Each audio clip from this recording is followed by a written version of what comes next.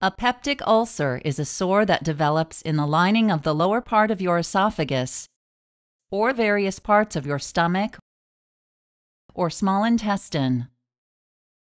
A peptic ulcer in your esophagus is called an esophageal ulcer. In your stomach, it is called a gastric ulcer. When the ulcer affects the first part of your small intestine, called the duodenum, it is called a duodenal ulcer. When you eat, your stomach produces highly acidic digestive juices, also known as stomach acid, to help break down food.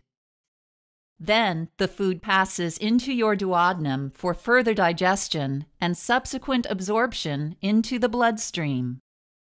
To protect your organs from the corrosive effects of stomach acid, a layer of mucus coats the lining of your stomach and duodenum. When the protective mucus layer breaks down, stomach acid can seep into the lining of your stomach or duodenum and cause an ulcer.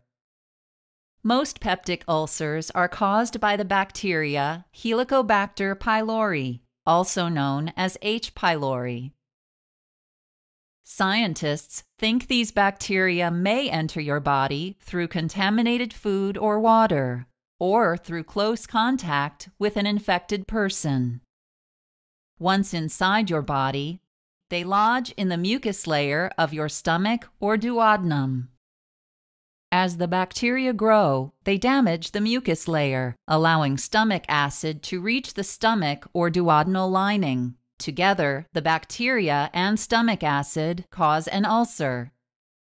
Some peptic ulcers are linked to heavy usage of non-steroidal anti-inflammatory drugs, also known as NSAIDs, including aspirin and ibuprofen. These drugs reduce the ability of your stomach and duodenum to protect themselves from the effects of stomach acid. Your doctor may prescribe one or a combination of drugs to treat your peptic ulcer.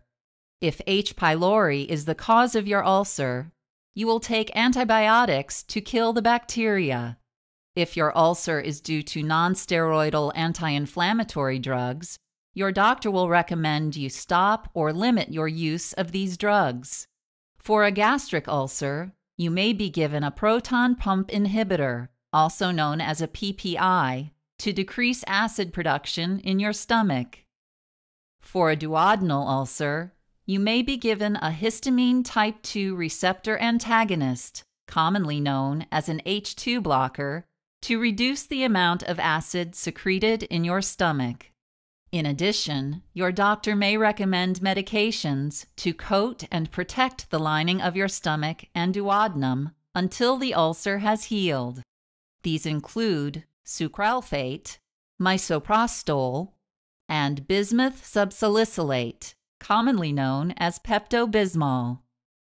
You may need surgery for an ulcer that does not heal with medication.